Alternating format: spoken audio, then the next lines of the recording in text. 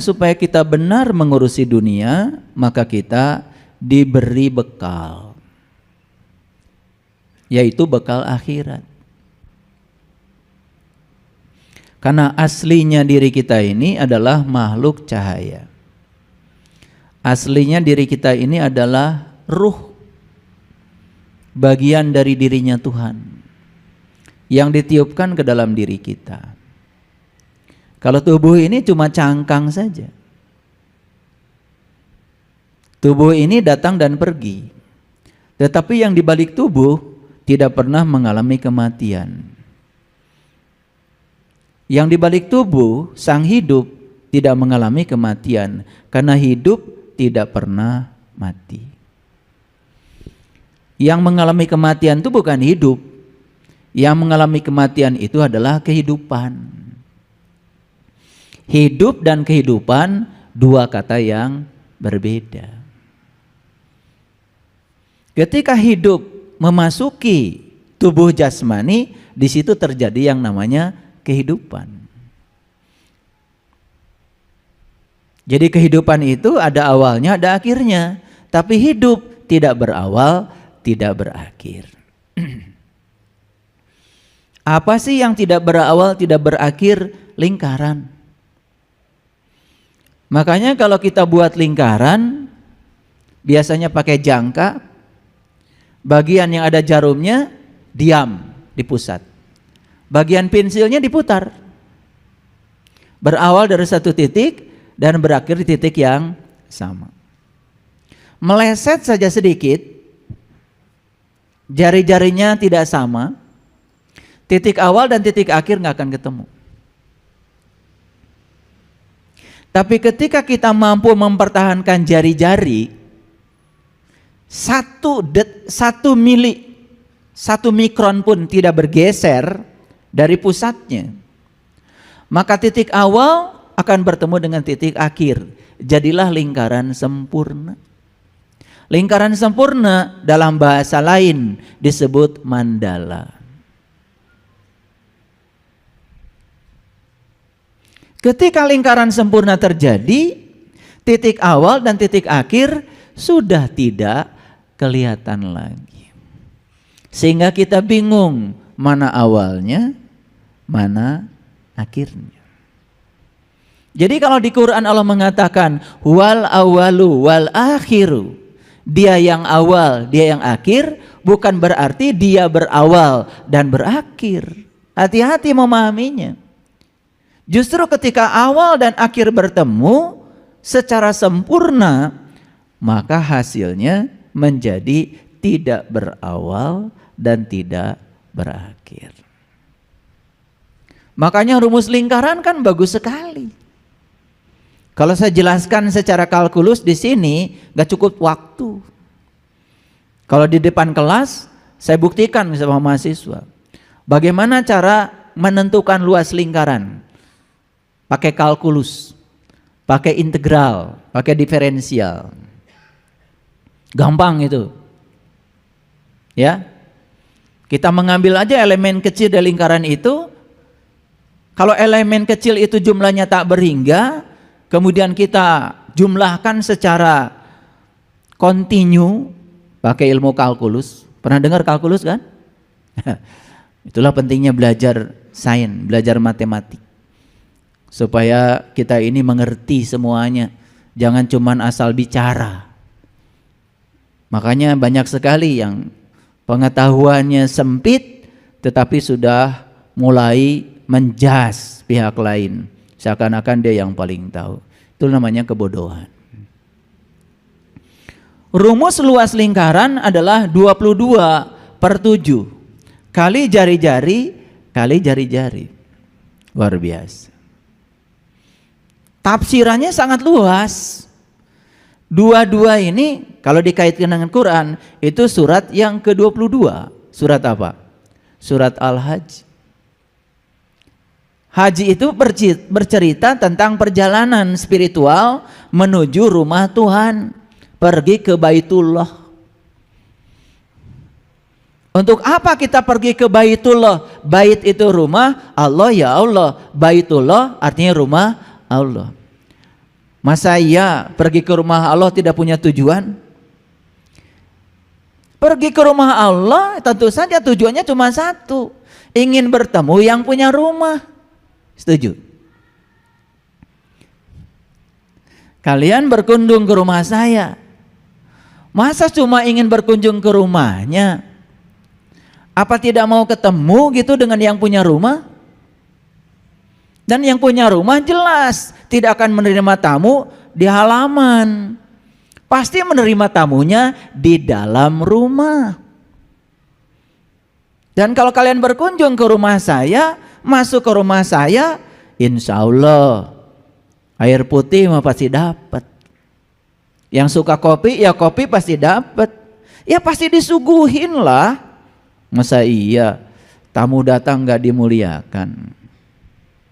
Paham? Tapi banyak orang yang puas pergi ke rumah Allah cuman keliling di luar saja, tapi ngakunya duyufullah, ngakunya tamu Allah, padahal baru keluyuran di luarnya saja, masuk saja belum.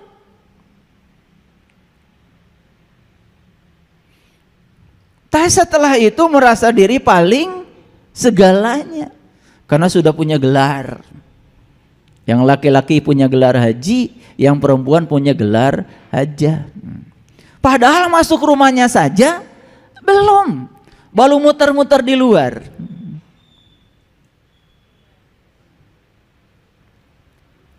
Bagus nggak itu? Ya bagus. Cuman kan lebih bagus lagi kalau kita bisa masuk. Tapi masuk ke rumah Allah yang buatan manusia, ya nggak dapat apa-apa. Dalamnya cuma kegelapan saja, itu buatan manusia kok. Tetapi kalau kita mau memasuki Baitullah yang asli buatan Allah, maka Allah jamin, waman dakhalahu kana aminan. Siapa yang bisa memasuki rumah itu aman. Itu diabadikan kata-kata itu dalam Quran surat Ali Imran. Inna awwala baitin wudi'a linnas lalladzi bibakata mubarakah. Fihi ayatum bayyinah maqamu Ibrahim wa man dakhalahu kana aminan. Walillahi 'alan nas hijjul bait man istata'a ilaihi sabila. Jadi berkunjung ke rumah Tuhan yang buatan Tuhan itu hukumnya mutlak, wajib kalau ingin selamat. Dan itu kewajiban bagi setiap nas. Makanya perintah haji itu untuk seluruh manusia sebetulnya. Walillahi 'alan nas hijjul bait. Tapi yang syariat, yang punya uang pun belum tentu bisa pergi karena kuotanya terbatas. Apalagi yang berbeda keyakinan, jelas tidak mungkin keluar visanya. Jadi yang syariat banyak sekali batasan-batasannya, tapi yang hakikat tidak ada batas. Siapapun yang mau berkunjung ke rumah Tuhan, ya silahkan. Karena Tuhan sendiri yang mengatakan langit dan bumi tidak akan cukup menampung zatku, tapi kalbunya orang yang beriman itulah rumahku. Jadi rumah ada dua, ada yang buatan Allah, ada yang buatan manusia. Yang buatan manusia disebut rumah syariat, yang buatan Allah disebut rumah hakikat. Mana yang bagus? Rumah syariat atau hakikat? Dua-duanya bagus. Karena di rumah yang syariat sana ada simbol-simbol yang dapat kita baca untuk perjalanan menuju rumah hakikat. Makanya kalau yang sudah pergi ke sana belum selesai, baca semua.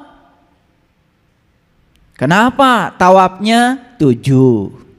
Kenapa sa'inya 7? Kenapa melempar batunya 7? Kan gitu, dibaca semua. Kok 7 bukan 8? Baca. Kenapa bentuknya lingkaran tadi? Baca. Karena tadi rumus lingkaran 22/7 kali jari-jari kali jari-jari. 22 itu tafsirannya banyak. 22 juga bisa jadi 4. 4 itu adalah ilmu yang paling lengkap. Disebutnya saraba 4. Ilmu ada 4, syariat, tharikat, hakikat, marifat 4. Sahabat Rasul yang utama ada 4. Abu Bakar, Umar, Utsman, Ali 4. Yang harus kita kenal dari Allah ada 4. Asmanya, sifatnya, af'alnya, wajibul wujudnya. Unsur pembangun manusia ada 4. Tanah, air, api, udara.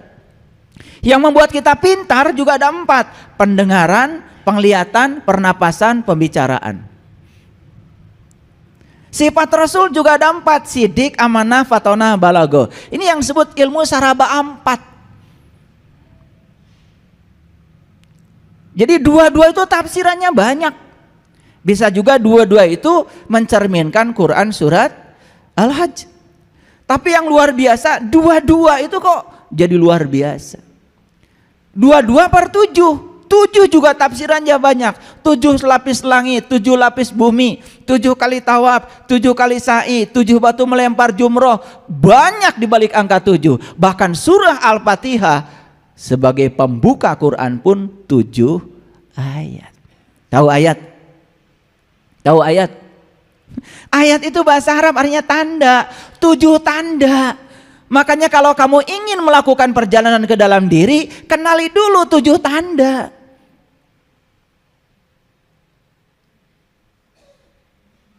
Luar biasa ya. 22/7 kali jari-jari kali jari-jari. Di mana jari-jari adanya? Di sini. Di mana jari-jari adanya? Di sini.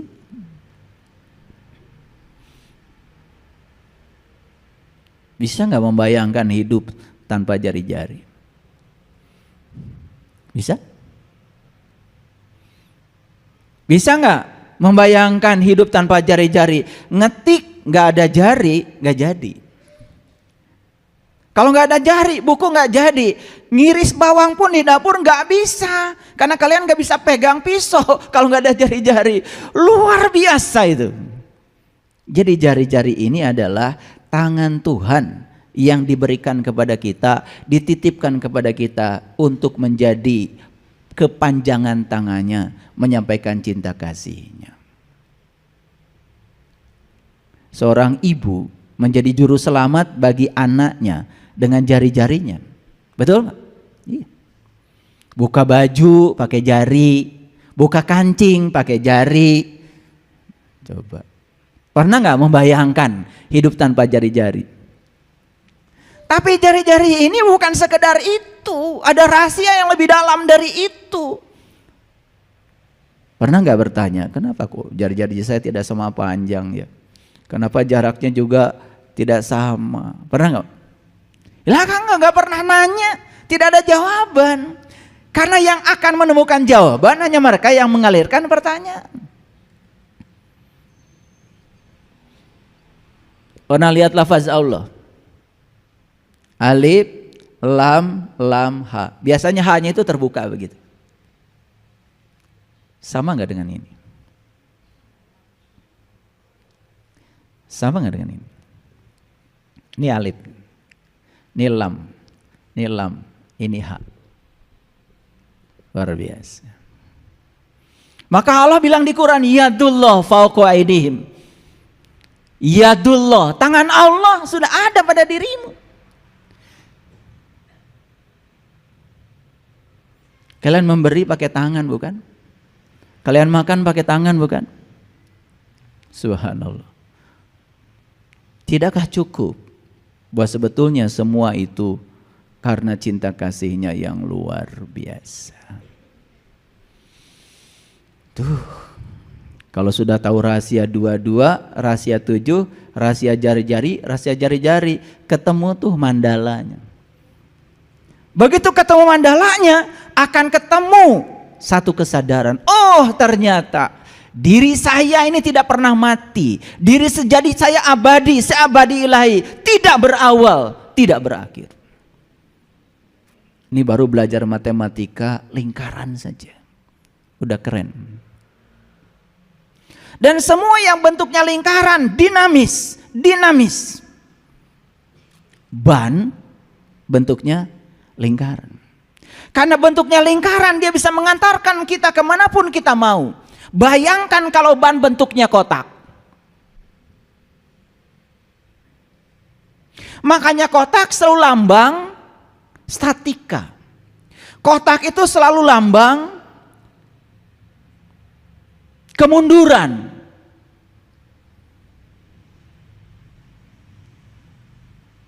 Dan banyak sekali orang yang senang mengkotak-kotakan dirinya. Mau mendoakan orang saja dilihat dulu, dia ikut kotak kita apa tidak. Leluhur kita mendoakan orang, mendoakan makhluk itu luar biasa doanya. Rahayu Sagung Dumadi, luar biasa. Itu doa yang sangat simpel, tetapi itu sangat universal. Semoga seluruh makhluk hidup, baik yang kelihatan maupun yang tidak kelihatan, di setiap ruang dan waktu, di semua tingkatan, hidup berbahagia. Keren gak itu doa? Keren itu doa. Itu doa orang yang berkesadaran, sudah mencapai lingkaran, sudah mencapai mandala. Lihat orang-orang yang tidak berkesadaran, mendoakan manusia saja dilihat dulu, bajunya apa, kotaknya apa.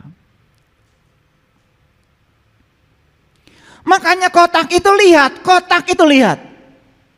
Kalau ada kotak, ada pusatnya, jarak dari pusat ke pinggiran kotak tidak sama. Tidak konsisten. Tapi lingkaran, jarak dari pusat ke pinggirannya selalu sama, konsisten. Makanya konsisten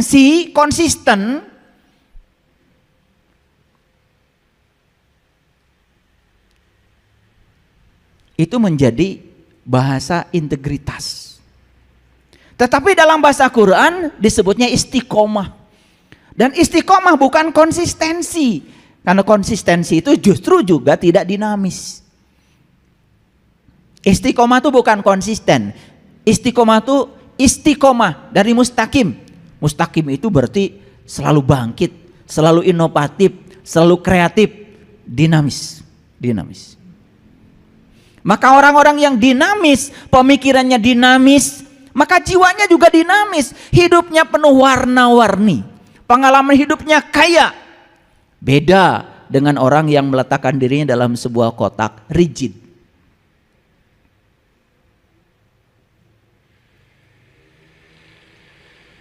Hebat ya. Ini baru belajar matematika, lingkaran dan kotak aja bisa 10 SKS ini. Tapi ini bukan topik kita hari ini. Ini cuma warming up aja supaya pikiran kita mulai terbuka. Saya pesannya cuma satu. Berhenti mengkotak-kotakan diri. Makanya saya terus terang ya, kurang setuju dengan seragam. Oleh karena itu ngaji di sini gak usah pakai seragam. Seperti inilah warna-warni. Karena ini melambangkan kehidupan, melambangkan perbedaan. Perbedaan itu fitrah. Wajah kita berbeda, tidak ada yang sama. Karakter kita berbeda. Justru karena berbeda, maka Allah mengatakan, aku ciptakan kalian berbangsa-bangsa, bersuku-suku, lita'arofu, supaya saling mengenal. Persatuan hanya dibutuhkan ketika ada perbedaan. Oleh karena itu jangan pengen sama. Karena tugas kita di kelahiran ini tidak menjadi siapapun kecuali menjadi diri sendiri. Coba-coba. Begitu kalian ingin jadi orang lain, pasti menderita. Begitu kalian bandingkan diri kalian dengan siapapun, pasti menderita. Maka saya mengajarkan ilmu untuk bahagia namanya 7 jangan. 1, jangan suka menyesali keadaan. Karena menyesali keadaan biasanya menyalahkan pihak lain. Yang kedua, jangan suka memikirkan sesuatu yang tidak bisa diubah, terutama masa lalu. Makanya orang yang selalu saja pikirnya tertarik ke masa lalu, hidupnya nggak akan maju, tidak akan pernah bahagia, sulit untuk bahagia. Karena apa? tidak move on, istilah anak muda sekarang. Selalu tertarik ke masa lalu, mengizinkan pikiran ke masa lalu. Begitu kita memikirkan masa lalu, pasti kesedihan yang datang. Begitu kita memikirkan masa depan, pasti kecemasan yang datang. Hadir di sini saat ini sekarang. Sadari bahwa hidup adalah di sini saat ini sekarang. Maka kita akan tentram dan bahagia. Yang ketiga, jangan suka memikirkan hari esok yang tidak-tidak. Karena begitu kita memikirkan hari esok, kita melupakan hari ini, maka kecemasan mulai datang. Beras hari ini ada di rumah, besok memikirkan gimana kalau tidak ada beras. Faktanya hari ini kita punya beras, buat apa mikirkan tidak punya beras? Itu ilusi pikiran. Dan kalau pikiran diizinkan selalu begitu, kalian tidak akan pernah bahagia. Inilah banyak orang mencari kebahagiaan tapi tidak tahu caranya. Padahal bahagia itu hadir di sini, saat ini, sekarang. Bahagia akan datang. Sesederhana itu. Jadi satu, jangan menyesali keadaan. Dua, jangan memikirkan sesuatu yang tidak bisa diubah. Yang ketiga, jangan memikirkan hari esok yang tidak-tidak. Yang keempat, jangan mudah tersinggung. Orang yang mudah tersinggung itu wajahnya menakutkan. Karena di dalam tubuhnya terlalu banyak hormon-hormon adrenalin. Jadi hormon amigdala di sini, ya amigdala, sistem kelistrikannya di otak sini yang diproduksi itu selalu hormon-hormon yang menakutkan, namanya adrenalin. Tapi orang-orang yang hidupnya penuh cinta kasih, persahabatan, bagian amigdala dari otaknya yang diproduksi itu adalah endorfin, oksitoksin, serotonin, zat-zat yang memberikan kebahagiaan sekaligus mencerminkan aurora yang bagus. Mencerminkan aura yang bagus. Wajahnya penuh dengan persahabatan, dirindukan banyak orang. Gak kayak uka-uka. Itu ada hubungan dengan sistem kelistrikan tubuh, ada hubungan dengan sistem kimia tubuh. Nah, yang memproduksi sistem kelistrikan dan kimia tubuh diri kita sendiri. Terserah kita mau menciptakan hormon mana. Orang yang senyum saja susah, pilih-pilih, ya sudah. Yang muncul itu adalah hormon-hormon yang menakutkan. Wajahnya jadi menyeramkan. Mau dikasih apapun, bedak yang paling mahal, yang serem ya serem aja, tidak bisa ditutup oleh bedak.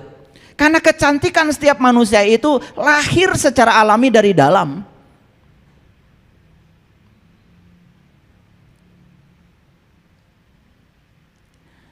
Yang kelima, jangan iri hati.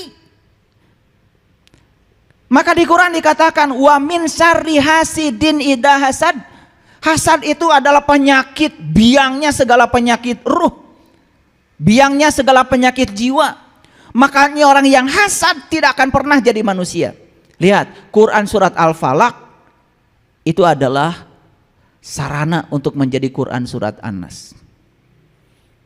Kalau kita masih punya hasad di sini, kita tidak akan bisa mencapai kul a'udzu birabbin nas, nggak akan masuk ke dalam dimensi manusia. Masih banyak, mengerikan, kelihatan oleh saya.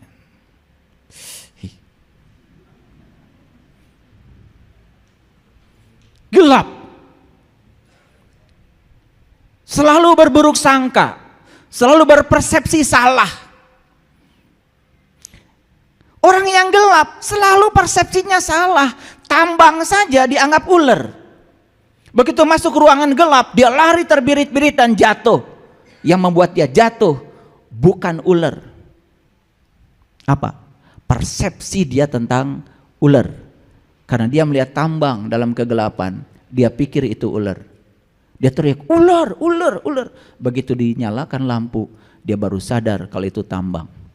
Dalam kegelapan selalu salah persepsi. Oleh karena itu saya kasih pengumuman nih, pengumuman dari saya. Sepanjang pikiran kita belum disinari cahaya ilahi, belum menemukan matahari ruhani dari dalam, sepanjang itu pikiran kita gelap gulita. Hasilnya selalu salah persepsi dan salah proyeksi.